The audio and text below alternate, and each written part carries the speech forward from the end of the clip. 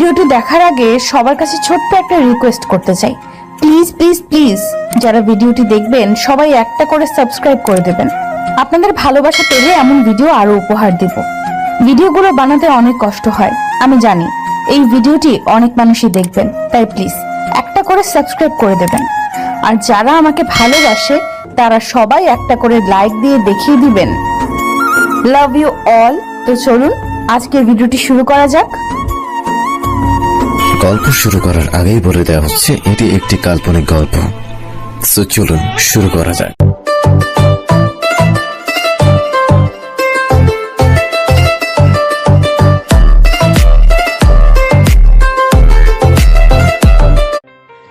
Sorry, আমি হয়তো আপনার জন্য আনা খাবারগুলো খেয়ে ফেলেছি।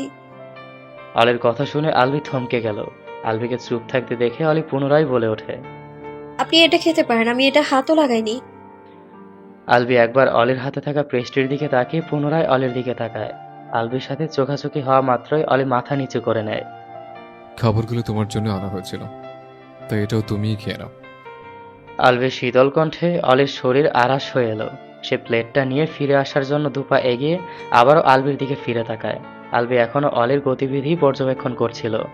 অলি একটু ইতস্তত করে বলেই ফেলে, আপনিও তো সকালে ব্রেকফাস্ট শেষ না করেই চলে এসেছিলেন, আপনার ক্ষুধা লাগেনি? আলবি স্ক্রিনের দিকে ফোকাস করে বলল, কাজ করার সময় আমি ক্ষুধা অনুভব করি না। যাও এখান থেকে। এটা কিভাবে সম্ভব?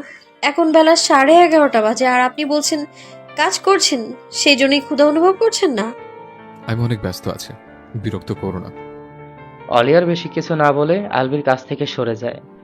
আলবি একবার আর চোখে অলির দিকে তাকিয়ে আবারও কাজে মন দেয়। কিছুক্ষণ যেতেই অলি আবারও আলবির পাশে এসে দাঁড়ালো। এই মুহূর্তে আসমা বানুর বলা একটা কথা তার মনে পড়ছে। আচ্ছা, তুই কখনো এরকম কিছু করেছিস যার জন্য আলবি তোর কথা মনে পড়বে? অলি সব ভাবনা সাইডে রেখে এক টুকরো পেস্ট্রি হাতে নিয়ে আলবির মুখের সামনে ধরল। আচমকা এরকম হওয়াতে আলবি হকচকিয়ে অলির দিকে তাকায়। অলি দ্রুত গতিতে বলে ওঠে, দেখুন, আমি নিজের হাত খুব ভালো করে ধুয়ে এসেছি, আপনাকে কোনো কিছু অনুভব করতে হবে না, শুধু হা করুন। আলবি কিছু বলার জন্য মুখ খুলতেই অলি পেস্ট্রির টুকরোটা আলবির মুখে ঢুকিয়ে দেয়। ঘটনা আকস্মিকতায় আলবির চোখ বড় বড় হয়ে যায়, তবে সে অলিকে কিছুই বলতে পারে না। আলবিকে চুপচাপ খেতে দেখে অলির ঠোঁটের কোণে হাসি ফুটে ওঠে। আলবি মুগ্ধ হয়ে অলির দিকেই তাকিয়ে আছে। অলির গালের দাগগুলো কালচে রং ধারণ করতে শুরু করেছে। আলবি আনমনে অলির গালে হাত রেখে বলে ওঠে, এগুলো মেকআপ নয়, তাই না? আলবির আলতো স্পর্শে অলির খানিকটা ব্যথা পেয়ে যায়। মুখ ফসকে বলে ফেলে, হাত সরান প্লিজ।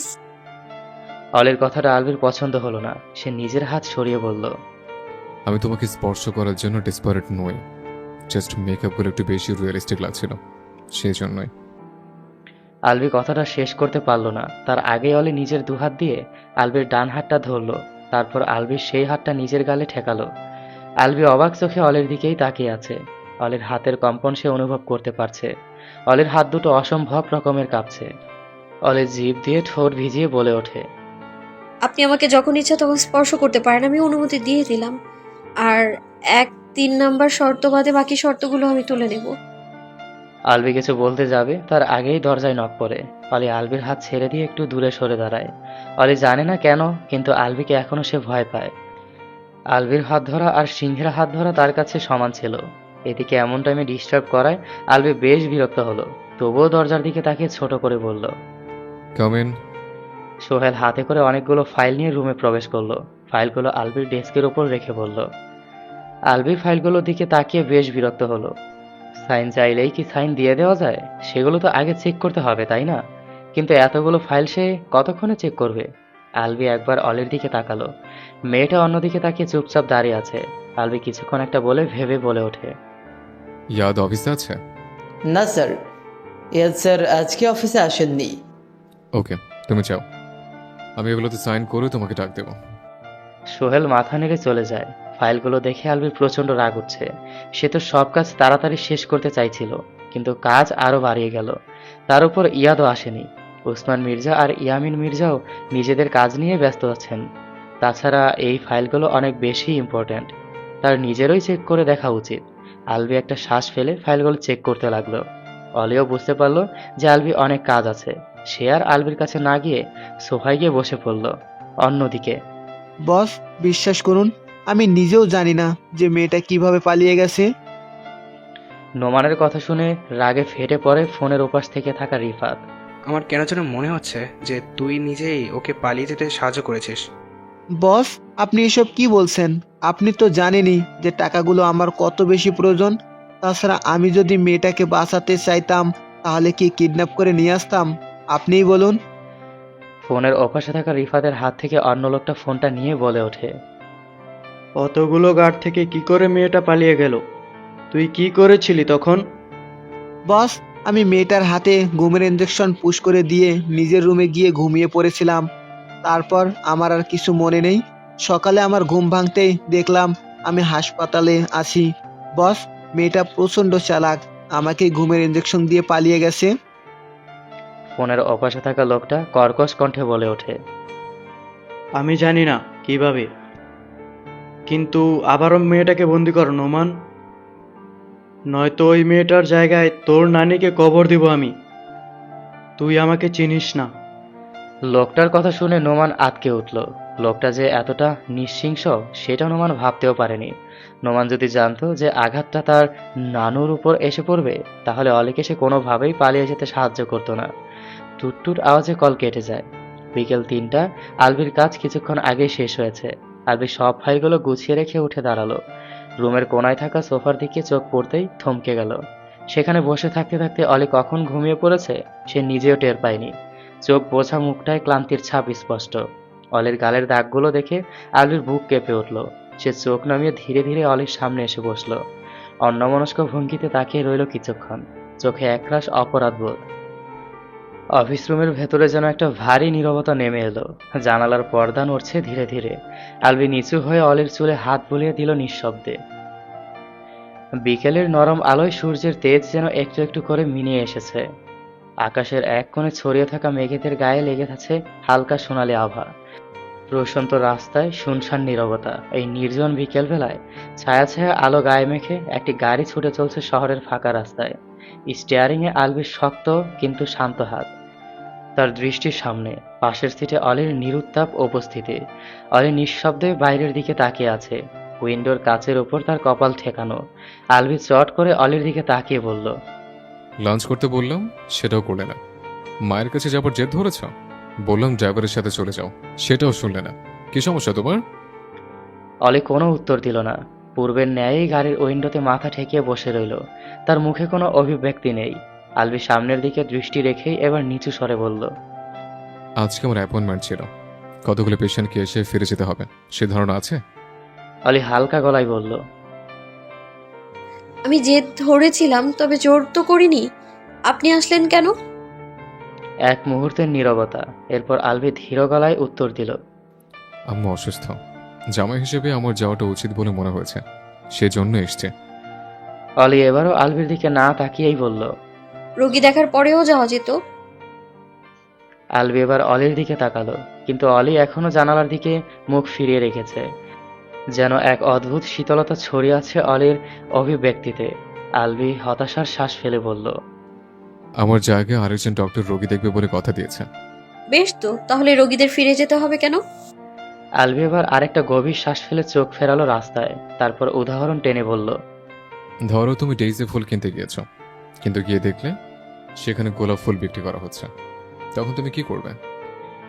অলি এবার প্রথমবারের মতো মাথা তুলে আলবির দিকে তাকালো। চোখে মুখে কোনো রকম রাগ নেই, স্বাভাবিক স্বরেই বলল, অবশ্যই, আমি গোলাপ ফুলই কিনে নেব। আলবি ভ্রু কুচকে অলির দিকে তাকাতেই অলি একটু হেসে আবারও বলল, আমি ডেইজি ফুলের চাইতে গোলাপ ফুল বেশি পছন্দ করি। সেই হিসেবে আমি গোলাপ ফুল পেয়ে আরো বেশি খুশি হয়ে যাব। আলবি নিজ মনেই বলে উঠল, এত ফুলের মধ্যে গোলাপ ফুলই পছন্দ করতে হলো, যেটাতে আমার অ্যালার্জি। আমাদের পছন্দ অপছন্দের সম্পূর্ণ বিপরীত ধর্মী, তাই না? গাড়ির ইঞ্জিনের মৃদু গুঞ্জন ছাড়া চারপাশে নিখাদ নীরবতা। যেন শব্দগুলো একে অপরকে এড়িয়ে যাচ্ছে। অলি আরো কিছুক্ষণ নীরবতা পালন করে প্রশ্ন ছুড়ল, আচ্ছা, আপনারও কি মনে হয় যে বাবুটার বাবা আপনি নন?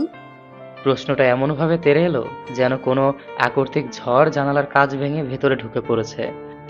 আলবি একদমই প্রস্তুত ছিল না এমন কিছু শোনার জন্য। এক ঝটকায় সে গাড়ি ব্রেক করলো। গাড়িটা থেমে গেল রাস্তার পাশে। সে অলির দিকে তাকালো। চোখ না ছিল বিস্ময়, না রাগ, একটা শূন্যতা, যেন কোনো অনুভূতির অস্তিত্ব নেই তার ভেতরে। I don't care. বাচ্চাটার বাবা কে সেটা নিয়ে আমার কোনো মাথা ব্যথা নেই। কথাগুলো যেন অলির মুখের রং পাল্টে দিল। তার চোখে মুখে ভেসে উঠল বিস্ময়। তার মানে আপনারও সন্দেহ হচ্ছে? আলভি এবার স্টিয়ারিং এ হাত রেখে গম্ভীর গলায় বলল, একটা কারণ দেখাও যার জন্য আমার সন্দেহ করা উচিত নয়। একটা কারণ দেখাও যার ভিত্তিতে আমি সবাইকে জোর গলায় বলতে পারবো যে হ্যাঁ, ওটা আমারই সন্তান। অলি বহু চেষ্টা করেও এবার তার নিজেকে ধরে রাখতে পারল না। তার চোখের কোণে ভিজে উঠল। দ্রুত হাতে চোখ মুছে সে ঘুরিয়ে নিল। আলভি নিস্তরঙ্গ কণ্ঠে বলে উঠল, আমি জানি তিশার মেহেন্দির রাতে আমাদের মধ্যে শারীরিক সম্পর্ক হয়েছিল, কিন্তু বিশ্বাস করো আমার সেই রাতের কথা কিছুই মনে নেই। অলি কান্না আটকে আলভিকে বলল, তাহলে আপনি জানলেন কিভাবে যে আমাদের মধ্যে সেই রাতে কিছু হয়েছিল? আলভি আর চোখে অলির দিকে তাকিয়ে বলল, বিছানায় রক্ত লেগে গিয়েছিল। তাছাড়া আমার শারীরিক কন্ডিশন দেখে আমি উপলব্ধি করতে পেরেছিলাম। বাহ, তার মানে আপনার হয়তো এটাও মনে নেই যে সেই রাতে কে আপনার সাথে ছিল? তুমি আমাকে দেখে ভয় পাচ্ছিলে। তাছাড়া আমি তোমার নুপুর পেয়েছিলাম। প্রথমে আমি সেসব থেকেই ধরে নিয়েছিলাম। তারপর রিফাতের মেসেজ আর তোমার আচরণ দেখে আমি নিশ্চিত হয়েছিলাম যে তুমি আমার সাথে ছিলে।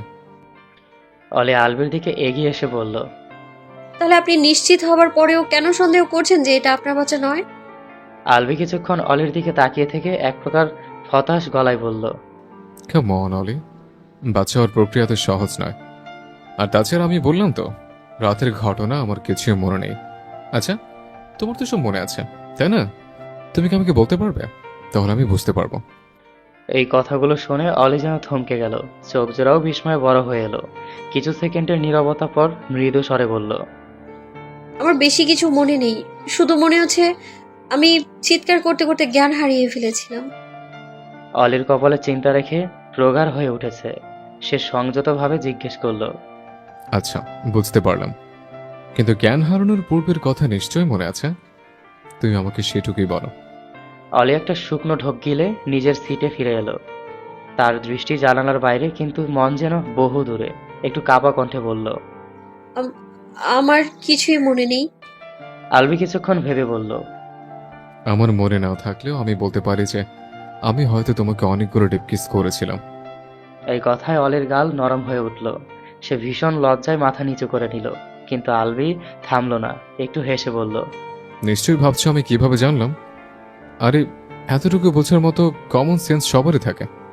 তোমার ঠোঁট দেখেই তো আমি বুঝতে পেরেছিলাম, কিন্তু আমার ঠোঁটের কি হয়েছিল সেটা আমি এখনো বুঝতে পারছি না। সামহাও তুমি আমার ঠোঁটে বাইট করোনি তো? অলি নিজের ঠোঁট চেপে কিছুক্ষণ বসে থেকে তীক্ষ্ণ কণ্ঠে বলে ওঠে, হ্যাঁ করেছিলাম, আমার ইচ্ছে করছিল আপনাকে মেরে ফেলতে, কিন্তু আপনি সত্যি অনেক শক্তিশালী। আপনার ভেতর সেদিন একটা পশু ভর করেছিল। আপনি আমাকে খুব বাজেভাবে স্পর্শ করেছিলেন। সেদিনের ঘটনা মনে পড়লে আমার আজও ইচ্ছে করে আপনাকে মেরে ফেলতে। দয়া করে আর কখনো সেসব কথা জিজ্ঞেস করবেন না আমায়। আমি ঘৃণা করি সেই রাতটাকে। অলি এক নাগারে কথাগুলো বলে চুপ হয়ে গেল। কিন্তু অলির কথাগুলো শুনে আলবির হৃদস্পন্দন কিছুক্ষণের জন্য থেমে গেল। সে অনুভব করলো তার গলা শুকিয়ে আসছে। চোখ নামিয়ে নিল সে, কারণ সত্যি বলতে তো সেও এই রাতটাকে ঘৃণা করেন। চুপচাপ ইঞ্জিন চালু করলো আলভি। গাড়িটা আবার চলতে শুরু করলো। নিস্তব্ধতার মাঝেই দীর্ঘ সময় কেটে গেল। তারপর আচমকাই আলভি বলে উঠল, আমার সাথে বিয়ে হবার আগে তোমার কোনো বয়ফ্রেন্ড ছিল? অলি জানালার দিকে তাকিয়ে রইল, উত্তর দিল না। আলবি প্রশ্ন তাকে কষ্ট দিচ্ছে, বিরক্ত করছে। আলবি এবার মৃদু স্বরে বলল, চুপ করে থাকলে আমি হ্যাঁ ধরে নেব। অলি বিস্ময়ে তাকিয়ে বলে উঠল, না, ছিল না। আমার বয়সই বা কত? আমি এই এতটুকু বয়সে বয়ফ্রেন্ড পাবো কোথায়? খুব ভালো। তো নোম্যানকে লাইক করো নাকি? না, আমি তাকে লাইক করি না। সে তো রিফাতের লোক। আমি কেন তাকে লাইক করব? তাহলে তখন ভালো বলছিলে কেন? সে ছিল বলেই আমি এখনো বেঁচে আছি। সে অবশ্যই ভালো লোক, তাই বলে কি তাকে আমি পছন্দ করব? আলবির চোয়াল শক্ত হয়ে এলো। মনের ভেতর জমে থাকা সব দ্বন্দ্ব যেন আরো জট পাকাতে শুরু করলো। অথচ সেই সময় অলি শান্ত গলায় বলে উঠল, আপনার যখন সন্দেহ হচ্ছে যে আপনি এই বাচ্চার বাবা নন, তাহলে আপনি কেন আমায় বিয়ে করেছিলেন? আর অতগুলো টাকাই বা কেন দিয়েছিলেন? বিয়ের আগে আমার এই ব্যাপারে কোনো সন্দেহ ছিল না। আর সত্যি বলতে এই সন্দেহ তোমার বিহেভিয়ারের কারণে জন্মেছে। শব্দগুলো যেন অলির বুকে ঢিলের মতো আছড়ে পড়ল। সে জানে না ঠিক কেন, কিন্তু এবার তার ভেতরের রাগ ক্ষোভ সব একসাথে জ্বলে উঠল।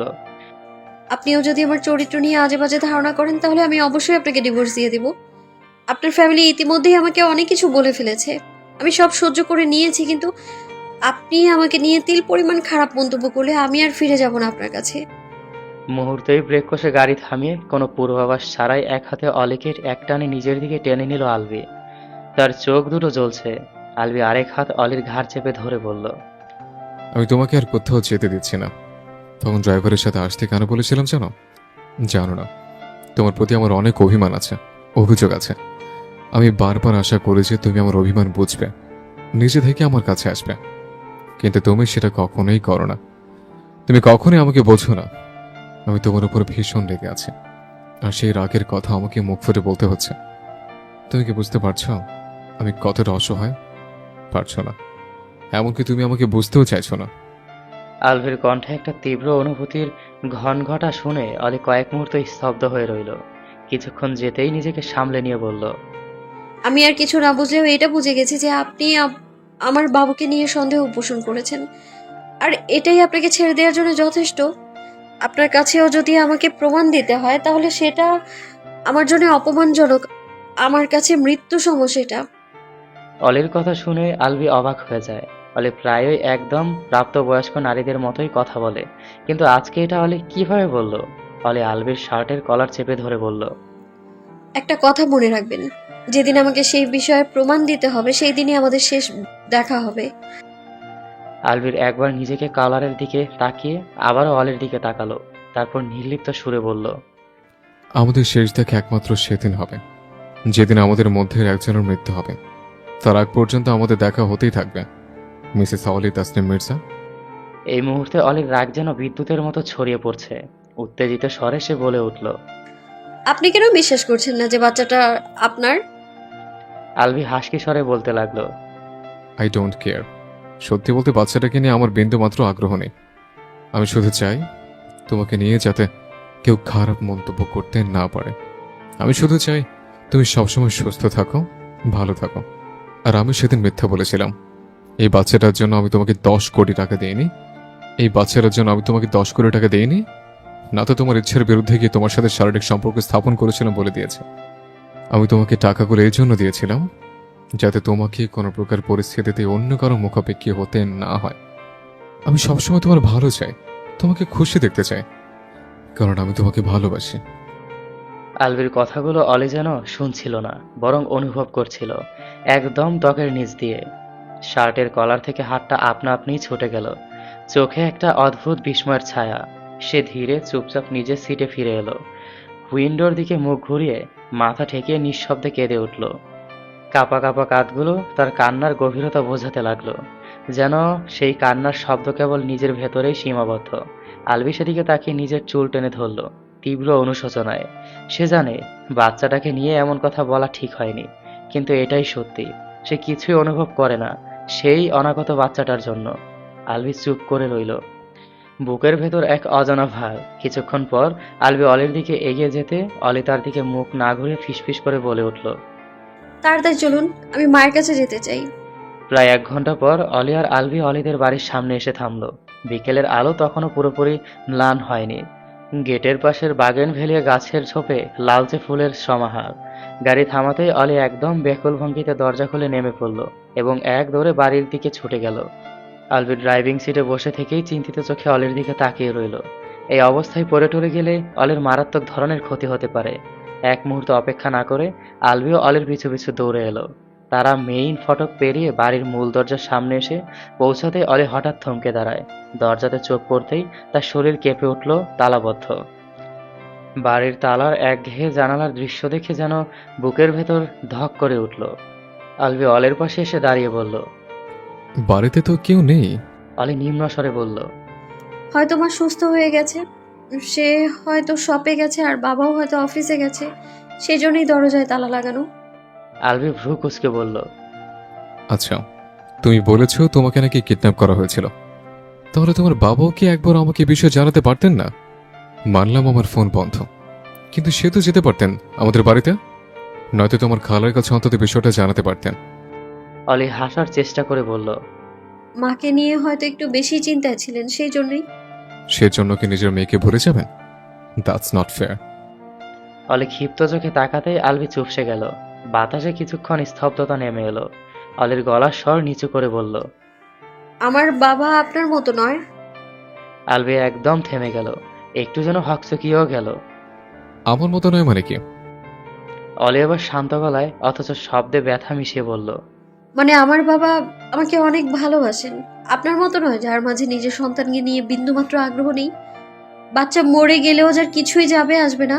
আমার বাবুটার ভাগ্য অনেক খারাপ যে আপনার মতো একজন বাবা পেয়েছে সে। কথাগুলো যেন আলবির শরীর ভেদ করে ভিতরে ঢুকে গেল। কষ্ট, অপরাধবোধ আর তীব্র ব্যথার মিশেলে তার মুখ থমথমে হয়ে গেল। সে বুঝতে পারল যে অলি তার কথাটা একটু বেশি সিরিয়াসলি নিয়ে নিয়েছে। আলবি কথা ঘোরানোর জন্য বলল, এখন কি করবে? সবে যাবে? না, একটু পরেই সন্ধ্যা হয়ে যাবে, মা বাবা ফিরেও আসবে। আমরা বরং ঘরে ঢুকেই অপেক্ষা করি। আমি 2 দিন ধরে গোসল করিনি, গোসল করতে হবে আমায়। আলবি চোখ তুলে প্রশ্ন করে, কিন্তু ঢুকবে কিভাবে? দরজা তো লক করা। অলি একবার আশেপাশে তাকিয়ে বলল, চলুন আমার সাথে। বলে অলি বাড়ির পেছনের সাইডে চলে এলো। আলবিও তার পেছনে আছে। ইতিমধ্যেই গোলাপ ফুলের গ্রানে তার চোখ মুখ জ্বলছে। উফ, এখানে আসলে কেন? তাড়াতাড়ি চলো। অলি কোনো উত্তর না দিয়ে এগিয়ে গিয়ে একটা ফুলের টব নিচু হয়ে সরিয়ে টবের নিচ থেকে একটা চাবি বের করে আনে। আলবি অবাক হয়ে যায়। এখানে চাবি কে রেখেছে? অলি চাবিটা নিয়ে দরজার সামনে আসতে আসতে বলল, আমাদের 3 জনের কাছে 3টা চাবি থাকে, আর আমি চাবি সব সময় আমার সাথেই এখানেই রেখে দিই, কারণ নিজের সাথে রাখলে হারিয়ে যায়। আলবি এবার বুঝে গেল ব্যাপারটা। দরজাগুলো ভিতরে ঢুকে চারপাশে তাকিয়ে একটু থমকে গেল অলি। ঘরে ঢোকার পর যেন সময় থেমে গেছে। ঘরের বাতাসে জমে আছে নিস্তব্ধতা। সবকিছু ঠিক আগের জায়গাতেই রয়েছে, যেন এই 2 দিনে কেউ একবারও প্রবেশ করেনি এই বাড়িতে। অলির বুকের ভেতরটা কেমন যেন শূন্য হয়ে গেল। এক অজানা শঙ্কায় সে কেঁপে উঠল। কি হয়েছে? দাঁড়িয়ে পড়লে কেন? অলি নাবোধক মাথা নেড়ে নিজের রুমে ঢুকলো। লাইট জ্বলছে এখনো। অলির মনে আছে মায়ের অ্যাক্সিডেন্টের কথা শুনে সে লাইট না নিভিয়েই বাবার সাথে বেরিয়ে গিয়েছিল। অলি সমস্ত ভাবনা সাইডে রেখে কাপড় নিয়ে ওয়াশরুমে ঢুকলো। এখন সাবান নেওয়া জরুরি। অলি যেতেই আলবি অলির রুমে প্রবেশ করে। খাটের ওপর তাকাতেই দেখলো অলির ফোনটা খাটের ওপরেই পড়ে আছে। সে আনমনেই ফোনটা হাতে তুলে নিল। অলির ফোনে লক নেই। আলবি খুব সহজেই অলির কন্ট্যাক্ট লিস্ট চেক করলো। সে দেখলো অলি অনেকদিন আগে থেকেই তার ফোনে কল করে যাচ্ছে। নোমানের নম্বর সেভ করা ছিল না বিদায় আলবি নোমানের নম্বর চিনতে পারলো না। কিন্তু নিজের ফোনটা ভেঙে ফেলায় আজ তার আফসোস হচ্ছে। অলি কতগুলো কল করেছিল, কিন্তু সে ভেবেছে অলি তাকে মনেই করেনি। কিছুক্ষণ যেতেই অলি শাওয়ার নিয়ে বেরিয়ে আসে। আলবি তড়িঘড়ি করে অলির ফোনটা রেখে দেয়। অলি চুল মুছতে মুছতে বলে, আপনি ফোনটা নিজের কাছেই রাখুন, আমি ফোন সামলাতে পারি না, হারিয়ে টারিয়ে ফেলবো আবার। আলবি ফোনটা হাতে নিয়ে অলির সামনে এসে দাঁড়ায়। তারপর ফোনটা অলির দিকে এগিয়ে দিয়ে বলে, আব্বু আম্মুকে একবার কল করে দেখো। অলি মাথা নেড়ে ফোনটা হাতে নিল। তারপর বেশ কয়েকবার আসমা বানু আর লিকাত হোসাইনের ফোনে কল দিল, কিন্তু তাদের দুজনের ফোনই বন্ধ বলছে। মায়ের ফোন তো ছিনতাইকারী নিয়ে গিয়েছিল, কিন্তু বাবার ফোনে কি হয়েছে? অলি চিন্তিত হয়ে পড়ল। আলবি সান্ত্বনা দিয়ে বলল, হয়তো নেটওয়ার্কের সমস্যা। অলি মাথা নেড়ে ড্রেসিং টেবিলের সামনে দাঁড়াতেই আলবি জিজ্ঞেস করলো, তোমার ক্ষুধা লাগেনি? অলি হ্যাঁ বোধক মাথা নেড়ে বলল। লেগেছে, দেখি ঘরে খাওয়ার মতো কিছু আছে কিনা। অলি রুম থেকে বেরিয়ে কিচেনে আসতেই চিৎকার দিয়ে উঠল। অলির চিৎকার আলবি এক প্রকার দৌড়ে কিচেনে চলে আসে। কি হয়েছে? আলবি অলিকে নিজের দিকে ঘুরিয়ে মাথায় হাত বুলিয়ে দিয়ে জিজ্ঞেস করতে লাগলো, কি হয়েছে? ব্যথা পেয়েছ? কোথায় লেগেছে? অলির হাত দিয়ে ইশারা করলো টেবিলের ওপর। আলবি সেদিকে তাকিয়ে দেখলো টেবিলের ওপর একটা বিড়ালের বাচ্চা পড়ে আছে। অলি কেঁদে উঠল। বিড়ালটার কি হয়েছে? আলবি অলির চেহারা নিজের দিকে ঘুরিয়ে বলল, আমি দেখছি। তুমি কান্না করছো কেন? বিড়ালটা হয়তো ঘুমিয়ে আছে। আলবি এগিয়ে গেল টেবিলের দিকে, কিন্তু কাছে আসতেই দেখলো বিড়ালটা থেকে দুর্গন্ধ আসছে। তাছাড়া বিড়ালের চারপাশে গিজগিজ করছে পিঁপড়ের দল। আলবি বুঝতে পারলো বিড়ালটা মারা গেছে। আলবি দ্রুত পায়ে অলির কাছে ফিরে এলো। অলি বলে উঠল, বিড়ালটা কি হয়েছে? মা বিড়ালটাকে অনেক ভালোবাসতো, যদিও আমি পছন্দ করতাম না, কিন্তু বিড়ালটা ওভাবে পড়ে আছে কেন? বিড়ালটা কি অসুস্থ? আপনি তো ডক্টর, আপনি বিড়ালটা চিকিৎসা করুন না। আলবি কিভাবে বলবে বুঝতে পারছে না। সে অলির মুখটা দু হাতের আজলাই নিয়ে বলল, আমি আম্মুর জন্য আরেকটা বিড়াল এনে দেবো, তুমি কান্না করো না। অলি আবারও জোরে কেঁদে উঠল। কি হয়েছে বিড়ালটার? আলভি কোমল কণ্ঠে বলল। আল্লাহর কাছে চলে গেছে। অলি শব্দ করে কেঁদে উঠতেই আলভি অলিকে জড়িয়ে ধরল। আরে কাঁদছো কেন? আল্লাহর জিনিস আল্লাহ নিয়ে গেছেন। তাছাড়া তুমি তো বিড়ালটাকে পছন্দ করতে না, তাই না? অলি ফোপাতে ফোপাতে বলে, মা জানতে পারলে অনেক কষ্ট পাবেন, আর সেই জন্যই আমারও কষ্ট হচ্ছে। তাছাড়া বিড়ালটাকে আমি একটু একটু পছন্দ করতে শুরু করেছিলাম। আমি যখন বাড়িতে একা থাকতাম তখন জানালার কাছে এসে ম্যাও ম্যাও করতো। আমি বিরক্ত হয়ে তাড়িয়ে দিলেও কিছুক্ষণ পর আবার ফিরে আসতো। অলির বলা কথাগুলো যেন আলভির কানে এসে থেমে যাচ্ছে। সে শুনতে পাচ্ছে ঠিকই, কিন্তু তার দৃষ্টি বিড়ালের দিকেই আটকে আছে। সে বিড়ালটাকে দেখেই বুঝে গেছে যে না খেয়ে থাকার কারণেই বিড়ালটা মারা গেছে। তার মানে গত 2 দিন ধরে এই বাড়িতে কেউ আসেনি। বিড়ালের বাচ্চাটা কোনোভাবে বাড়িতে আটকা পড়ে গিয়েছিল। আলভি অলিকে ছেড়ে দিয়ে বলল। আচ্ছা, আম্মুকে কোন হাসপাতালে নেওয়া হয়েছিল? অলি চোখ মুছে হাসপাতালের নাম বলতেই আলভি বলল, আমার মনে হচ্ছে আমাদের সেখানে গিয়ে একবার দেখা উচিত। আর তোমার কথা মতো তোমাকেও তো সেখান থেকে কিডন্যাপ করা হয়েছিল।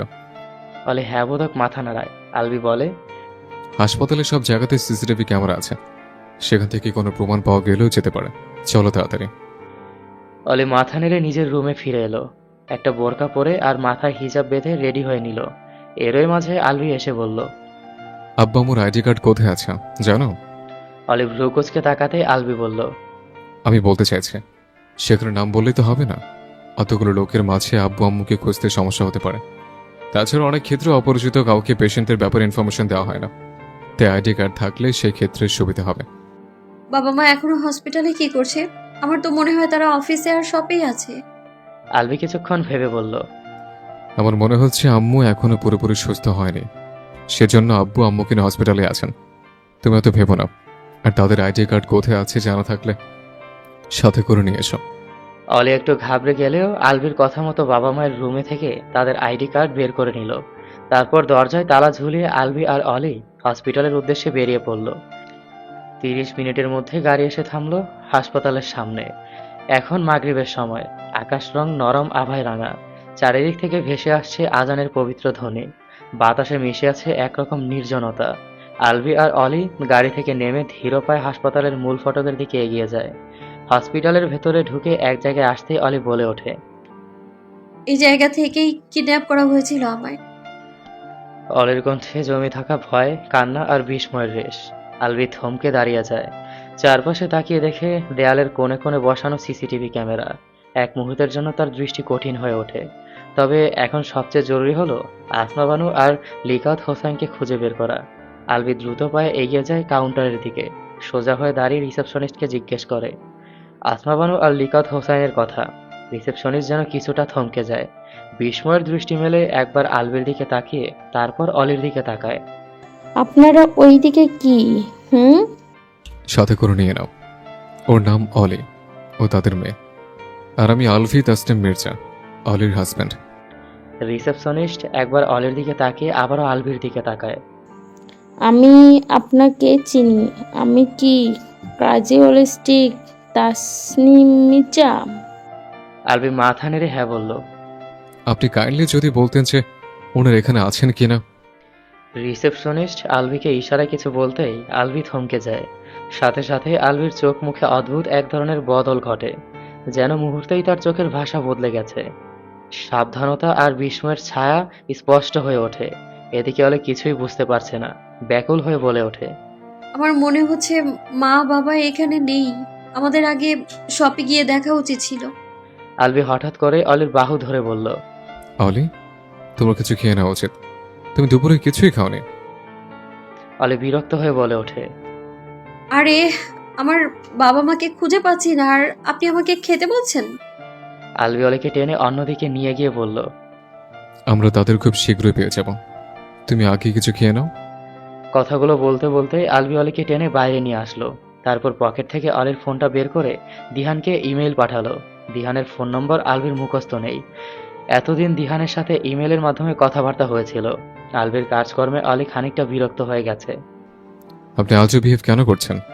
আর ওই মেয়েটি ইশারা করে কি এমন বলছে যার জন্য আপনি আমাকে এইভাবে টেনে নিয়ে এলেন? আলবি কিছুক্ষণ অলির দিকে তাকিয়ে থেকে হঠাৎ করে অলিকে জড়িয়ে ধরলো। অলি আলবিকে ছাড়ানোর চেষ্টা করে বলল, আপনি কেন এমন করছেন? উনি ইশারায় কি বলেছে? আলবি অলিকে ছেড়ে দিয়ে শান্ত কণ্ঠে বলল, তেমন কিছুই বলেনি। সেই ব্যাপারটা বাদ দিয়ে চলো, কিছু খেয়ে নেই।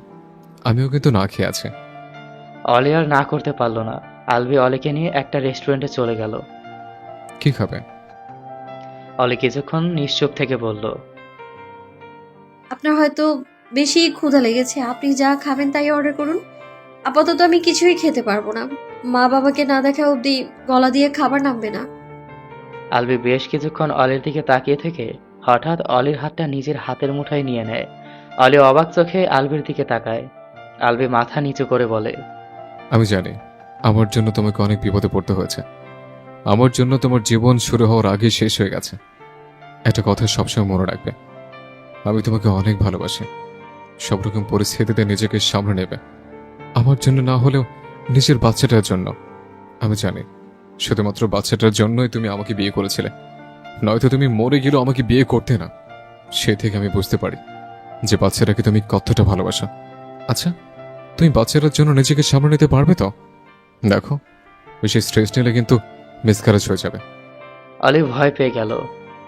আপনি আজে বাজে কথা বলবেন না একদম। বাবুটা আমার প্রাণ, ওর কিছু হয়ে গেলে আমিও মারা যাব। আপনার তো ওর জন্য টান নেই, সেজন্যই এইসব কথা বলতে পারলেন আপনি। আচ্ছা, আপনি দ্বিতীয় বিয়ে করলে আপনার সব সম্পত্তির মালিক আমার বাবুই তো হবে, তাই না? আপনি কি ওকে এই জন্যই পছন্দ করেন?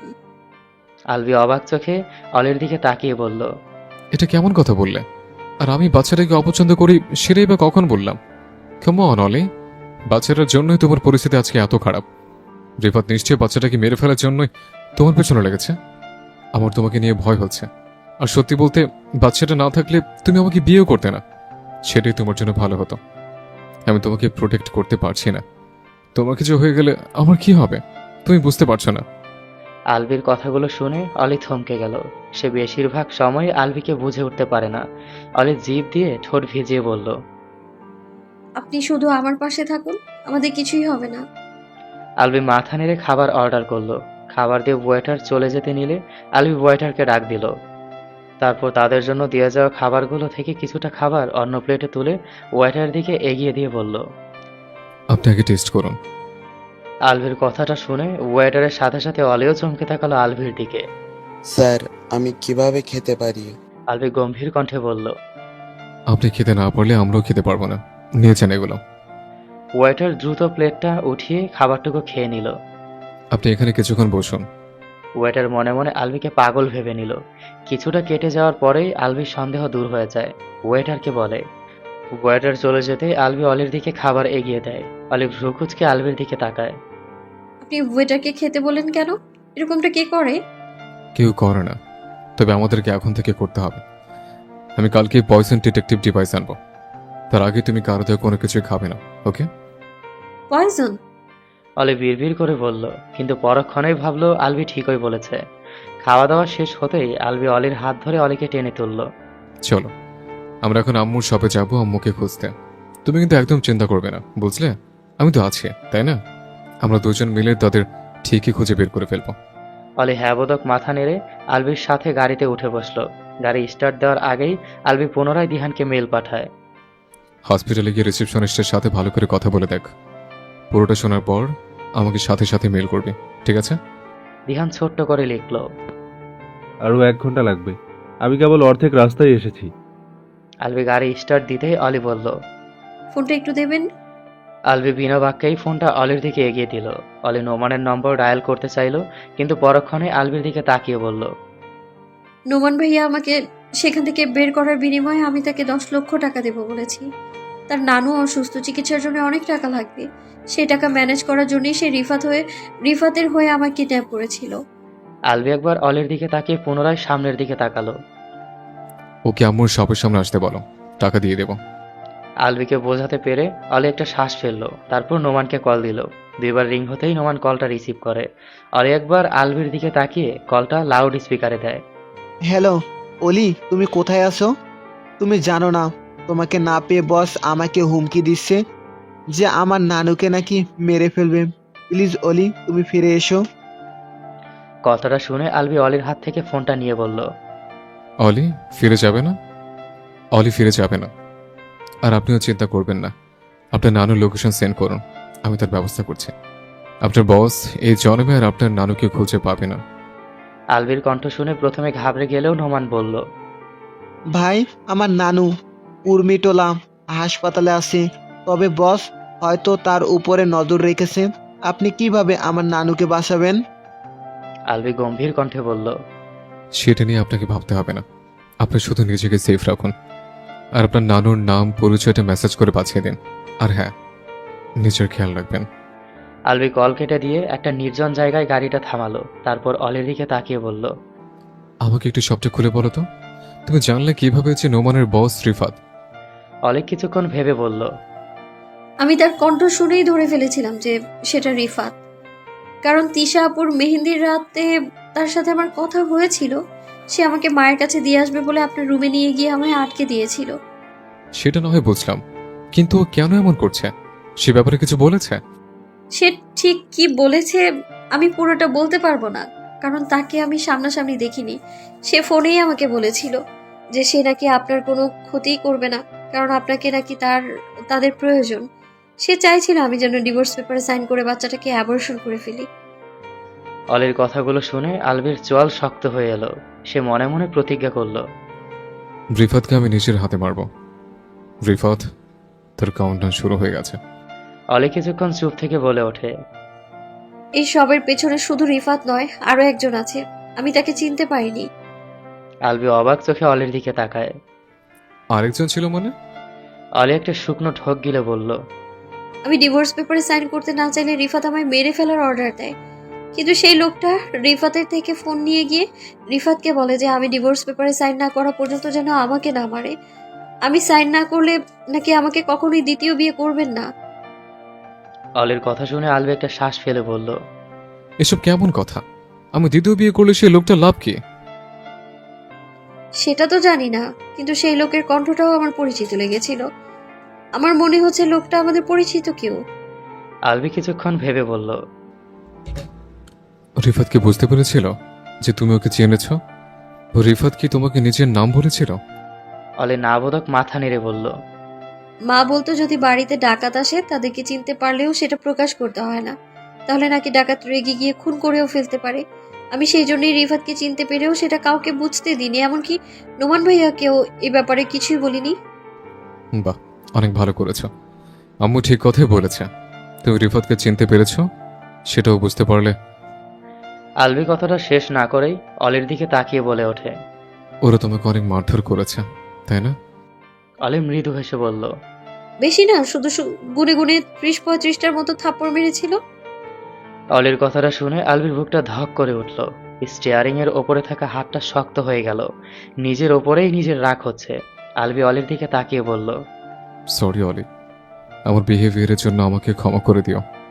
অলি বাইরের দিকে তাকিয়ে শান্ত কণ্ঠে বলল, সরি কেন বলছেন? আপনার জায়গায় আমি থাকলে আমি আরো বেশি প্রতিক্রিয়া করতাম। আপনি তো তাও আমাকে বাঁচিয়ে রেখেছেন। আমি অন্য আমি হলে তো অন্য কারোর সাথে দেখা মাত্রই আপনাকে খুন করে ফেলতাম। আমি যদি জানতাম আপনি সেখানে লুকিয়ে আছেন, আমি কখনোই এত ভালো অ্যাক্টিং করতে পারতাম না। আমি এখনো ভেবে পাই না যে নোমান ভাইকে আই লাভ ইউ বলতে দেখেও আপনি আমার জীবিত রেখে চলে আসছেন কি করে। আলবি অলির দিকে তাকিয়ে বলল, আমি কিভাবে তোমাকে কিছু বলতাম? আমি যেখানে নিজে তোমার কাছে অপরাধী, সেখানে তোমার অপরাধের জন্য কিভাবে শাস্তি দেব আমি? তুমি ভালোবেসে আমাকে বিয়ে করোনি, শুধুমাত্র বাচ্চাটার জন্য বিয়ে করেছিলে। সেটা জানার পরে কিভাবে তোমাকে নিজের কাছে আটকে রাখতাম? আমি যে সবসময় তোমাকে সুখী দেখতে চাই, তাতে তুমি যদি অন্য কারোর সাথে সুখী থাকো সেটাও চলবে। অলি আলবির দিকে না তাকিয়েই বলল, আমার সুখ তো আমার বাবু আর তার বাবার মাঝেই আছে। আমি হয়তো আপনাকে ভালোবাসি না, তবে আপনি তো ভালোবাসেন আমায়। আপনি চাইলে আমি আপনার সাথেই সুখে থাকবো, তবে সেটার জন্য আপনাকে আমার বাবুর বাবা হতে হবে। বিশ্বাস করতে হবে যে সে আপনার সন্তান।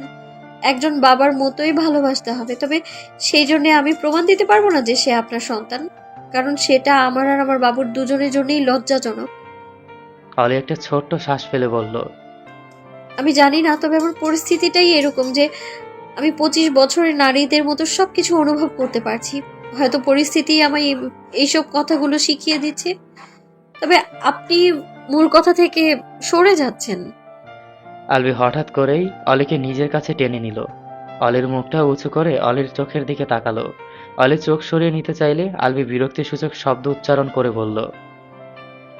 অলি আলবির দিকে তাকাতেই আলবি বলল, আমার চোখের দিকে তাকিয়ে বলো যে বাচ্চাটার বাবা আমি, তাহলে আমি বিশ্বাস করে নেব, আর কোনো প্রমাণের দরকার নেই। অলি একটা শুকনো ঢোক গিলে আলবির চোখে চোখ রেখেই বলল, আমার গর্ভে থাকা বাবুর বাবা আপনি। অলির কথাটা শোনা মাত্রই আলবি আচমকাই অলির কপালে নিজের ঠোঁট ছোঁয়ালো। আলবির স্পর্শে অলির মারাত্মকভাবে কেঁপে উঠল। সে অটোমেটিক ধাক্কা দিয়ে আলবিকে নিজের থেকে সরিয়ে দিল। আলবির কিছুটা খারাপ লাগলেও সে রিয়্যাক্ট করলো না। মাঝে মাঝে বাবুর পাশাপাশি বাবুর বাবাকে নিয়ে একটু ভেবো। সারা জীবন এভাবেই ধাক্কা দেওয়ার প্ল্যান করলে কিন্তু বাবার আয়ু কমে যাবে। অলি না চাইতেও লজ্জায় আড়ষ্ট হয়ে যায়। সে কি করবে? আলবির স্পর্শে সে ভয় পায়, ভীষণ ভয় পায়। ঘড়ির কাঁটায় রাত ৮টা ছুঁই ছুঁই। অলি আর আলবি অলির মায়ের শপের সামনে এসে নামলো। কিন্তু এখানে এসেও খুব একটা লাভ হলো না, কারণ শপটা বন্ধ। আলবি অলির পাশে গিয়ে দাঁড়ালো। মায়ের সাথে একটা মহিলা তো এখানে কাজ করে, তাই না? তার নম্বর আছে তোমার কাছে? অলি না বোধক মাথা নাড়ে। কেন যেন এবার অলির ভীষণ কান্না পাচ্ছে। অলি নিজের কান্না আটকে রাখতে পারল না। আমার মা বাবা কোথায় গেল? অলির গাল বেয়ে পানির ধারা গড়িয়ে পড়ল। আলবি অলিকে নিজের দিকে ঘুরিয়ে প্রসঙ্গ পাল্টানোর উদ্দেশ্যে জিজ্ঞেস করলো, অলি, তোমাকে যখন কিডন্যাপ করা হয়েছিল তখন তোমার সাথে কি কেউ ছিল না? তুমি কি চিৎকার করোনি? অলি কান্নার মাঝেই বলে উঠল, না, আমি চিৎকার করার মতো অবস্থাতেই ছিলাম না। মায়ের অ্যাক্সিডেন্টের বিবরণ শুনে আমি জ্ঞান হারিয়েছিলাম। অলির কথা শুনে আলবির মুখটা ফ্যাকাশে হয়ে গেল। সে বুঝে উঠতেই পারছে না যে অলিকে সে কিভাবে সামলাবে। আলবি একটা শ্বাস ফেলে অলির চোখ জোড়া মুছে দিল। বললাম তো, স্ট্রেস নিও না। তুমি কি বুঝতে পারছো না তোমার শরীরের কন্ডিশন আগে থেকেই খারাপ? প্লিজ কান্না করো না। আলবির কথা শুনে অলির কান্নার মাত্রাও আরো বেড়ে যায়। নিজের কান্না লুকানোর চেষ্টায় সে অজান্তেই আলবিকে জড়িয়ে ধরে। এরকম ঘটনার জন্য আলবি মোটেও প্রস্তুত ছিল না। সে নিজের জায়গাতেই জমে গেল। কিছুক্ষণ যেতেই দুহাত অলিকে বুকের মাঝে আঁকড়ে ধরল। অলি প্রথমে অনিচ্ছাকৃতভাবে আলবিকে জড়িয়ে ধরলেও কিছু মুহূর্ত যেতেই সে আলবির বুকের মাঝে অদ্ভুত এক ধরনের শান্তি খুঁজে পায়।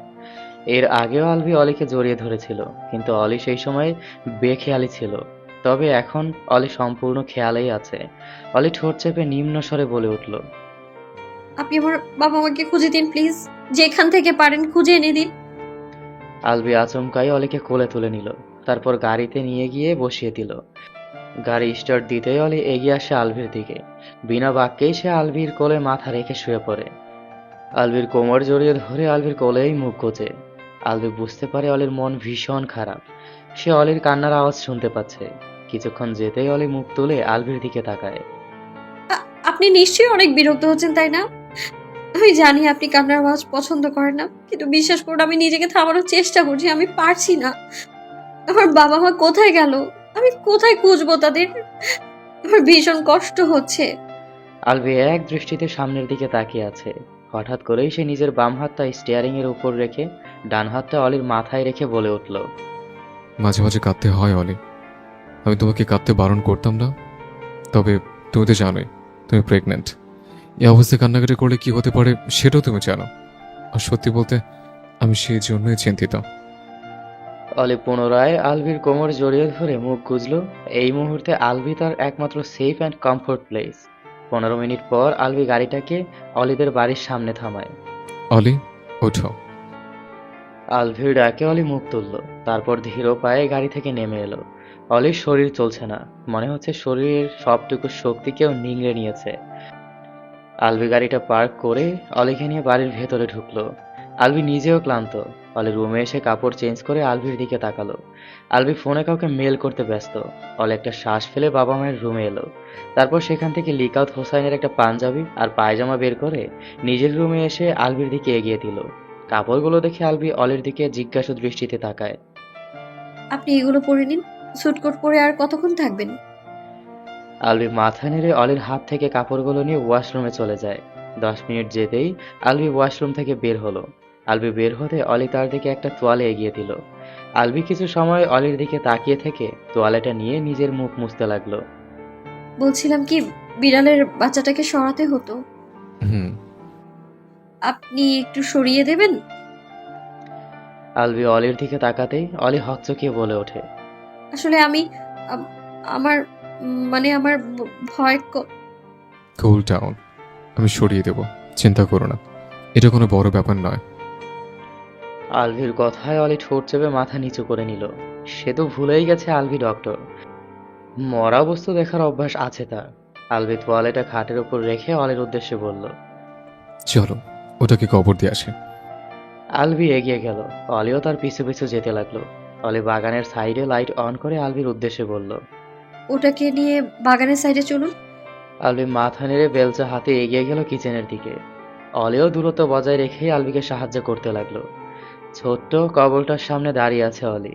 এদিকে গোলাপ ফুলের গ্রানে আলভির অবস্থা খারাপ। অলি আলভির দিকে তাকাতেই থমকে যায়। এ কি হয়েছে আপনার? আপনি কাঁদছেন কেন?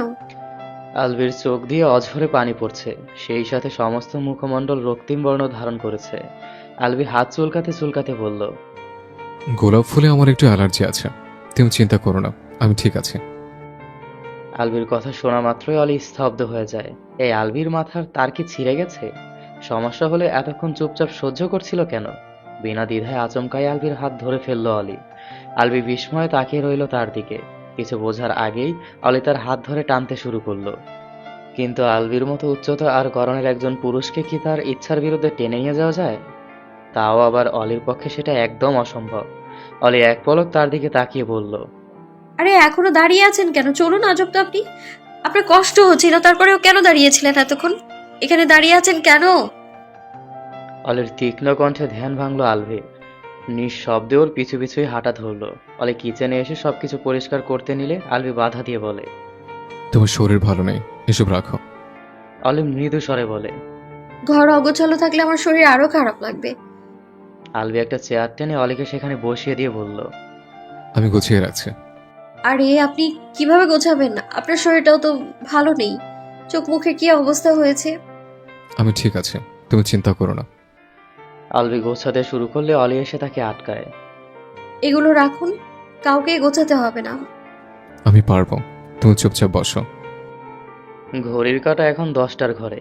আলভি সবকিছু গুছিয়ে অলির উদ্দেশ্যে জিজ্ঞেস করলো। দেখো সব ঠিকঠাক আছে? অলি মাথা নেড়ে হ্যাঁ বলল। অনেক কাজ করেছেন, এখন গিয়ে শুয়ে পড়ুন। কালকে কিন্তু বাবা মাকে খুঁজে বের করতেই হবে। আলভি অলির মুখ বরাবর ঝুঁকে বলল। তুমি চিন্তা করো না, কালকে দরকার হলে পুলিশের কাছে যাব। অলি আলভিকে নিয়ে নিজের রুমে এলো। আলভি অলির উদ্দেশ্যে বলল, তুমি ঘুমিয়ে পড়ো, আমি এখানে আছি। তুমি ঘুমিয়ে গেলে আমি পাশের রুমে গিয়ে শুয়ে পড়বো। অলি মাথা নেড়ে শুয়ে পড়ল। আলভিও অলির পাশে গিয়ে বসলো। বেশ কিছুক্ষণ কেটে গেলেও অলি ঘুমাতে পারে না। তুমি ঘুমাচ্ছ না কেন? অলি আলভির দিকে তাকিয়ে বলল, আমি ঘুমোলেই আপনি চলে যাবেন, সেটা ভেবেই আমি ঘুমোতে পারছি না। আলভি অবাক চোখে অলির দিকে তাকায়। তুমি চাইছো আমি এখানে থাকি? অলি ঠোঁট চেপে হ্যাঁ বোধক মাথা নাড়ে। আলভি একটা শ্বাস ফেলে বলে, আচ্ছা আমি যাব না, এখানে বসে থাকবো, তুমি ঘুমাও। অলি শোয়া থেকে উঠে বসে বলল, আমার খাটটা ততটাও বড় নয়, কিন্তু দুইজন শোয়া যায়। মা প্রায়ই আমার সাথে ঘুমোতেন, আপনিও আমার পাশে শুয়ে পড়ুন। অলির কথা শুনে আলভি চমকিত নয়নে অলির দিকে তাকায়। যেই মেয়েটা তার সাথে ঘুমানোর ভয়ে রূপসার রুমে গিয়ে লুকিয়েছিল, সেই মেয়েটাই আজকে নিজে থেকে তার পাশে ঘুমাতে চাইছে। কি হলো, আপনার প্রবলেম হবে? আলভি নাবোধক মাথা নাড়ে। আমার সমস্যা নেই। আচ্ছা তাহলে কষ্ট করে লাইটটা অফ করে দিয়ে এসে শুয়ে পড়ুন। আলভি মাথা নেড়ে লাইট অফ করে দিয়ে অলির পাশেই শুয়ে পড়ল। বেশ কিছুক্ষণ পর অলি মৃদু স্বরে বলে ওঠে, আমি আপনাকে জড়িয়ে ধরবো। অলির ফিসফিসিয়ে বলা কথাটায় আলভির শরীর আশার হয়ে এলো। সে জবাব না দিয়ে নিজে থেকে অলিকে টেনে বুকের সাথে মিশিয়ে নিল। অলির মাথায় হাত বুলিয়ে দিয়ে বলল, আমি এই সময়টার জন্য কতটা অপেক্ষা করেছিলাম তুমি কল্পনা করতে পারবে না হানিবি। আলভির গম্ভীর কণ্ঠ শুনে অলির গলা শুকিয়ে এলো। সেই সাথে আলভির মুখ থেকে হানিবি ডাক্তার শুনে প্রথমবারের মতো ভালো লাগা কাজ করলো। অলির হার্টবিটের রেট অস্বাভাবিকভাবে বেড়ে গেছে। আলভির স্পর্শ তার দেহ এবং মনে এক অস্বাভাবিক শিহরণ ছড়িয়ে দিয়েছে। সে ভীষণ ভীত, তবে এটা আলভিকে হারিয়ে ফেলার ভয়। সে কোনো মূল্যই আলভির এই স্পর্শের ভাগ কাউকে দিতে পারবে না। আলভির এই হাতের স্পর্শ শুধুমাত্র তার অধিকার। অলি আলভির বুকের সাথে নিজেকে আরো জড়িয়ে নিল। রাত্রি 12টা, অলি ঘুমাচ্ছে। তার নিঃশ্বাস ভারী, যেন ঘুমের গভীরে তলিয়ে আছে, অথচ আলভির চোখে এক ফোঁটাও ঘুম নেই। সে হঠাৎ করেই বালিশের নিচ থেকে ফোনটা হাতে তুলে নিল। দিহান ইমেইলে নিজের নম্বর দিয়েছিল। আলভি সরাসরি দিহানকে কল দিল। দিহান রিসিভ করতেই আলভি খুব সন্তর্পণে অলির থেকে নিজেকে ছাড়িয়ে উঠে দাঁড়ালো। হ্যালো এভি, আমি অনেকক্ষণ যাবত বাইরে অপেক্ষা করছি, দরজা খোল, বাইরে অনেক মশা। আলভি এগিয়ে গেল দরজার দিকে। দরজা খুলে দিতেই দিহান ভেতরে প্রবেশ করে। তারা দুজনেই ড্রয়িং রুমে এসে বসে। চারপাশটা নিস্তব্ধ, ঘরের বাতাস পর্যন্ত ভারী। অনেকক্ষণ চুপ করে বসে থাকার পর দিহান প্রথম মুখ খোলে। ভাবিকে ব্যাপারটা জানিয়ে দেওয়া উচিত এভি। আলভির চোয়াল শক্ত হয়ে যায়, চোখ লালচে, তবুও গলার স্বর নিচু রেখে বলল, অলি এই ব্যাপারে জানতে পারলে আমি অলিকে সামলাতে পারবো না দিহান। কিছুতেই অলিকে এই ব্যাপারে জানানো যাবে না। দিহান মাথা নিচু করে হালকা শ্বাস ফেলে। তাই বলে কি শেষবারের মতো বাবা মাকে দেখতেও দিবি না? আলভি 2 হাতে মাথা চেপে ধরে। এতক্ষণ ধরে নিজেকে আটকে রেখেছিল, কিন্তু ভেতরের কষ্টটাকে যেন এখন আর দমাতে পারছে না। মনের ভেতরে একটা হাহাকার জমে আছে। দিহান পাশে বসে আলভির কাঁধে হাত রাখে। তুই এরকম করলে কিভাবে হবে বল? ভাবিকে তো তোকেই সামলাতে হবে, তাই না? আলভি কিছুটা সময় নিয়ে নিজেকে একটু শক্ত করে নেয়। সকাল হতে আমি অলিকে নিয়ে বাইরে চলে যাব। সেই সুযোগে তুই আমার আর অলির ফ্যামিলিকে কল দিয়ে আব্বু আর আমার বিষয়টা জানাবে। সবার আগে আমার মামি, মানে অলির খালাকে। দিহান চুপচাপ মাথা নেড়ে সায় দিল। আলভির চোখ দুটো কেমন যেন ঝলঝল করছিল, দৃষ্টি স্থির রাখতে পারছিল না। এসব কিভাবে হয়ে গেল দিহান? আমি নিজে তো মেনে নিতে পারছি না। আমার অলি কিভাবে মেনে নেবে? দিহান একটুখানি নিঃশ্বাস ফেলে রয়ে শুয়ে বলল, সেখানে আমি এই বিষয়ে খোঁজ নিয়ে জানতে পেরেছি আন্টির মারাত্মক অ্যাক্সিডেন্ট হয়েছিল। অপারেশন চলাকালীনই উনি মারা যান। আর তোর কথা মতো ভাবিকেও সেই সময়েই হয়তো কিডন্যাপ করা হয়েছিল। এত কিছু একসাথে ঘটে যাওয়াতে আঙ্কেল হার্ট অ্যাটাক করেছিল। না। আচমকা তীক্ষ্ণ চিৎকারে ঘরের শ্বাসরুদ্ধ নীরবতা বিদীর্ণ হয়ে গেল। আলভি আর দিহান দুজনেই ঝাঁকুনি খেয়ে রুমের দরজার দিকে তাকালো। অলি দাঁড়িয়ে আছে। দরজার ফাঁক দিয়ে বেরিয়ে আসা অন্ধকারে তার মুখটা স্পষ্ট বোঝা যাচ্ছে না, কিন্তু চোখের ভেতরের আতঙ্কটা দূর থেকেই ধরা পড়ছে। অলি ধীরে ধীরে এগিয়ে আসে। ওনারা কাঁধ থেকে নামাতে নামাতে হাত থেকে ফ্লোরে ঝুলে পড়ছে। অলির খেয়ালও নেই, গলার স্বর কাঁপছে, বুকের ভেতরটা যেন কেউ পিষে ধরেছে, শ্বাস নিতেও কষ্ট হচ্ছে। উনি উনি এসব কি বলছেন? আলভি এগিয়ে এসে অলিকে সামলানোর চেষ্টা করলো। দিহান দৃষ্টি সরিয়ে অন্যদিকে তাকালো। অলি এক ঝটকায় আলভির হাত সরিয়ে দিয়ে হাফসাফ করতে করতে বলে উঠল, না না, একটু আগে ইয়ার্কি করেছেন তাই না? আরে আমাদের বাইরে শপিং করতে যাওয়ার কথা ছিল। আমি মাকে কাপড় কিনে দেওয়ার প্রতিশ্রুতি দিয়েছিলাম। মা কিভাবে এইভাবে চলে যেতে পারে? বাবা, আমি তো তাকে এখনো পর্যন্ত বলতেই পারলাম যে আমি তাকে কতটা ভালোবাসি। আমি মাকেও বলতে পারলাম না যে তারা আমার কাছে কতটা প্রিয়। অলি হু হু করে কেঁদে উঠল। আলভি অলিকে একটানে বুকের সাথে মিশিয়ে নিল। অলি আলভির বুকের মাঝেই মুখ গুজে বলে উঠল, আমি কি এতিম হয়ে গেলাম? আমার কি আর কেউ রইলো না? আপনি আমার মা বাবাকে একবার এনে দিন না প্লিজ। আমি শুধু একবার তাদের জড়িয়ে ধরবো, একবার শুধু বলতে চাই তাদের তারা পৃথিবীর সর্বশ্রেষ্ঠ বাবা মা। আমি বলতে চাই আমি তাদেরকে সবচেয়ে বেশি ভালোবাসি। আলভির বুকটা ধরে আসছে। সে মুখে কিছু বলতে পারছে না, তার চোখের নিচেও পানি জমেছে। অলি আলভিকে ছেড়ে 2 পা পিছিয়ে গেল, হাত নিয়ে নিজের চুল টানতে লাগলো, বুক চাপড়ে বলতে শুরু করলো, মা, বাবা প্লিজ ফিরে এসো মা। তোমার ছোট্ট পরে খুব কষ্ট হচ্ছে মা। বাবা আম্মুকে এইভাবে কষ্ট দিতে নেই। আমি পারবো না তোমাদের ছাড়া থাকতে। ফিরে এসো আল্লাহ, আমার মা বাবাকে নিও না, ফিরিয়ে দাও আল্লাহ। আমি পারবো না থাকতে। তুমি তো বলেছিলে তোমরা থাকবে আমার পাশে, তাহলে কিভাবে চলে গেলে? কিভাবে? অলির প্রত্যেকটা চিৎকার আলভির বুকে ছুরির ন্যায় বিঁধে যাচ্ছিল। আলভির বুকটা ছিন্ন ভিন্ন হয়ে যাচ্ছে। আলভি আর সহ্য করতে না পেরে পুনরায় অলিকে আঁকড়ে ধরে জোর করে বুকের সাথে চেপে ধরল। কলিজা, শান্ত হ প্লিজ, প্লিজ শান্ত হ। তুই এরকম করলে আমাকেও হারিয়ে ফেলবি তুই। আমি তোর কান্না সহ্য করতে পারছি না। ঘর জুড়ে থমথমে নিস্তব্ধতা। আলো ফুটেছে অনেক আগেই, কিন্তু এই বাড়ির গায়ে যেন এখনো আধারের ঝাল। সাদা পর্দা ভেদ করে হালকা রোদের রেখা বিছানার ওপর এসে পড়েছে। তবু কেন উষ্ণতা নেই আলোয়। বিছানায় নিথর হয়ে পড়ে আছে অলি। তার চোখের পাতাগুলো শান্ত, নিঃশ্বাসটাও কেমন যেন হালকা। দেখে মনে হচ্ছে ঘুমিয়ে আছে, অথচ এই ঘুম ঘুম নয়। গত রাতে কাঁদতে কাঁদতে চেতনা হারিয়ে ফেলেছিল সে। আলবি বিছানার এক কোনায় বসে আছে, চোখে মুখে চিন্তার ছাপ স্পষ্ট। সারা রাত এক ফোঁটা ঘুমায়নি সে। চোখের নিচে কালো দাগ, চুলগুলো এলোমেলো, আর মুখে দুশ্চিন্তার রেখা। মাঝে মাঝে সে অলির দিকে তাকিয়ে নিঃশব্দে কিছু বলতে চেয়েও চুপ হয়ে যাচ্ছে। বাইরে থেকে কোলাহলের শব্দ ভেসে আসছে, সম্ভবত আত্মীয় স্বজনরা আসতে শুরু করেছে। সেই সাথে আলবি দিহানকে দিয়ে লোকজন ভাড়া করে এনেছে অন্তিম কাজের প্রস্তুতির জন্য। এরই মাঝে অলি একটু নড়ে ওঠে, চোখ দুটো একটুখানি খুলে আবার বন্ধ করে নেয়।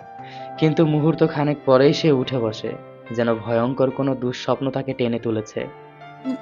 মা, বাবা। অলির কণ্ঠস্বর কাঁপছে, মুহূর্তেই চোখ দুটো ছলছল করে উঠল। আলবি তড়িৎ গতিতে অলির সামনে গিয়ে দাঁড়ায়, ধীরে ধীরে অলির কাঁধে হাত রাখে। অলি, একটু পানি খাবে? না না, সবকিছু দুঃস্বপ্ন ছিল, তাই না? আমার মা বাবার কিছু হয়নি, বলুন না। অলি বসা থেকে খাটের বাইরে পা রাখতেই তার মাথা ঘুরে যায়। আলবি অলিকে সামলে নিয়ে বুকের সাথে চেপে ধরে। আলবির চোখ ভিজে ওঠে, গলায় কষ্ট আটকে আছে। তবু অলির মাথা হাত রেখে বলে, আব্বু আম্মু চিরদিনের মতো আমাদের ছেড়ে চলে গেছেন অলি। একদিন আমাদের সবাইকে যেতে হবে। তার একটু আগে গেছেন, আর আমরা একটু পরে যাব। এটাই ব্যবধান। তুমি প্লিজ এভাবে ভেঙে পড়ো না। তুমি যদি এরকম করো তাহলে আব্বু আম্মু রুহ অনেক কষ্ট পাবে। আলবির বাকি কোনো কথাই অলি শুনতে পেল না, শুধু বাবা মা চলে গেছেন সেটুকু শুনে অলি ডুকরে কেঁদে উঠল। আলবিকে সরিয়ে দিয়ে এক হাতে নিজের বুক চাপড়াতে লাগলো। আমি মানি না, আমি মানি না। আমার মা বাবাকে এনে দিন, আমার মা বাবাকে এনে দিন। আমি তাদেরকে ছাড়া থাকতে পারবো না, আমি পারবো না থাকতে। অলি মুহূর্তেই দরজার দিকে ছুটে গেল, চিৎকার করে ডাকতে লাগলো, মা বাবা কোথায় তোমরা? আমায় নিয়ে যাও প্লিজ, প্লিজ আমায় রেখে যেও না। আল্লাহ আমার বাবা মাকে ফিরিয়ে দিন প্লিজ। অলির কান্নার শব্দে অলির খালা আমেনা খাতুন ছুটে এলেন। সে কিছুক্ষণ আগেই এসেছেন, তার সাথে ঈশা, তিশা, সামিরা আর সামিরও আছে। বলতে গেলে এরকম ঘটনা শুনে তাদের বাড়ির সবাই ছুটে এসেছেন। অলি আবারও সেন্সলেস হয়ে যেতে নিলে আলবি কোনো মতে অলিকে আঁকড়ে ধরে। আমেনা খাতুন অলির অবস্থা দেখে হু হু করে কেঁদে উঠলেন। এই সব কি করে হয়ে গেল? আল্লাহ, কেন এমনটা করলেন? আমার বোনটা আমাদেরকে কিছু না বলেই এভাবে চলে গেল। এখন অলিকে আমরা কিভাবে সামলাবো? আলবি অলিকে কোলে করে পুনরায় খাটে শোয়াতে লক্ষ্য করলো অলির ব্লিডিং হচ্ছে। এরকম দৃশ্য দেখার জন্য আলবি মোটেও প্রস্তুত ছিল না। আলবি নিজের দুহাত সামনে এনে বেশ কিছুক্ষণ রক্তগুলোর দিকে তাকিয়ে রইল। হঠাৎ করেই আলবি চিৎকার দিয়ে ওঠে। অলি! আমেনা খাতুন কি করবেন ভেবে পেলেন না। সে আলভির কাঁধে হাত রেখে বললেন, বাবা, তুমি তাড়াতাড়ি অলিকে হসপিটালে নিয়ে যাও, আমরা এদিকটা সামলে নেব। দেরি করো না, তাহলে হয়তো ওর মিসক্যারেজ হয়ে যাবে। মিস ক্যারেজের কথাটা শুনে আলবির মাথায় যেন আকাশ ভেঙে পড়ল। তেমন কিছু হলে অলিকেও সে বাঁচাতে পারবে না, আর না তো নিজেও বাঁচতে পারবে। আলবি আশেপাশে তাকিয়ে দিহানকে খুঁজলো, কিন্তু দিহান তো আসমা বানু আর লিকাত হোসাইনের লাশ আনতে গেছে। এরই মাঝে সামির এগিয়ে এসে বলল, এবি ভাইয়া চলো, আমিও যাচ্ছি তোমার সাথে। আলবি মাথা নেড়ে অলিকে কোলে তুলে নিল। অলিকে নিয়ে দরজা অবধি আসতেই বাড়ির মূল ফটক থেকে গাড়ির শব্দ ভেসে আসে। আলবির পরিবার এসে পৌঁছেছে। প্রথমেই নামলেন আলবির বাবা ওসমান মির্জা, গায়ে সাদা পাঞ্জাবি, কপালে চিন্তার ভাঁজ। তার সঙ্গে শাহানাজ বেগম, মুখে স্পষ্ট অস্বস্তি আর বিরক্তির ছাপ। তাদের পেছনে নামলো উর্মিলা। তাদের পেছনের গাড়ি থেকে নামলেন রূপসা, ইয়াদ, নুরনাহার আর রুনা খাতুন। তাদের সাথে রূপসার বাবা রহিম আহমেদও আছেন। সে আজকেই বিড়িতে ব্যাক করেছিলেন। সবাই আসবে শুনে সেও তাদের সাথে এসেছেন। অলির এরকম অবস্থা দেখে উর্মিলা এক প্রকার দৌড়ে আসলো। ভাইয়া, অলির কি হয়েছে? আলবি উত্তর দিল না। সামির পেছন থেকে বলল, অলির ব্লিডিং হচ্ছে, ভাইয়া ওকে নিয়ে হসপিটালে যাচ্ছে। কথাটা শুনে উর্মিলাও তাদের সাথে পা মেলালো, সেও যাবে অলির সাথে। হাসপাতালের করিডোরটা থমথমে, সাদা আলোয় ঝকঝকে করিডোরের অলির নিথর দেহটা নিয়ে ছুটে যাচ্ছে আলবি। তার চোখে এক ধরনের আতঙ্ক আর অসহায়তা। পেছনে দৌড়ে আসছে সামির আর উর্মিলা। সিস্টার, ডাক্তার কোথায়? Emergency please. সামির কাউন্টারের দিকে গিয়ে চিৎকার করে উঠল। সঙ্গে সঙ্গে নার্স, ওয়ার্ড বয় স্ট্রেচার নিয়ে এলো। অলিকে কোল থেকে নামিয়ে স্ট্রেচারে তুলে দিল আলবি। ও প্রায় 4 মাসের প্রেগনেন্ট, ভ্যাজিনাল ব্লিডিং হচ্ছে। প্লিজ তাড়াতাড়ি ওকে অবজারভেশনও নিন। আলবির গলা কাঁপছে। ডিউটি ডাক্তার, একজন মহিলা গাইনোকোলজিস্ট, এসে চোখ রাখলেন অলির উপর। দ্রুত ওটিতে নিয়ে যাওয়া হলো ওকে। আমি একজন কার্ডিওলজিস্ট, আমি ওর সাথে যেতে চাইছি। আলবির কণ্ঠস্বর অনবরত কাঁপছে। ডাক্তার শান্ত স্বরে বললেন, আপনাকে মানসিকভাবে বিপদগ্রস্ত দেখাচ্ছে, আপনি বরং এখানে বসে অপেক্ষা করুন, আমরা ওনাকে স্ট্যাবিলাইজ করছি, আপনি চিন্তা করবেন না। আলবি পেছনে সরে এসে দেয়ালে হেলে পড়ল। একটা দীর্ঘশ্বাস বের হলো তার বুক থেকে। 2 হাত কপালে ঠেকিয়ে ফিসফিস করে বলল, হে আল্লাহ, শুধু ওকে আর বাচ্চাটাকে ঠিক রাখো, আমি ওদেরকে হারিয়ে বাঁচতে পারবো না। উর্মিলা এসে আলভির পাশে দাঁড়ালো। ওর চোখেও পানি। ভাইয়া তুই কাছিস? না, আমি কাছে না উর্মি, শুধু দোয়া করছি। বলেই আলবি এক হাত চোখের জল মুছে নিল। প্রায় আধা ঘন্টা কেটে গেলেও সময় যেন থেমে গেছে। প্রতিটি মিনিট যেন ঘন্টার সমান। ডাক্তার ওটির দরজা খুলে বের হয়ে এলেন, মুখে এক ধরনের স্বস্তির ছাপ। আপনারা চিন্তা করবেন না, পেশেন্ট এখন স্থিতিশীল, বাচ্চারও কোনো ক্ষতি হয়নি। আলবি যেন কয়েক মুহূর্ত বুঝতেই পারলো না কথাটা। তারপর হঠাৎ হাত ছেড়ে বাঁচার মতো শ্বাস নিল সে। আলবি কম্পিত কণ্ঠে,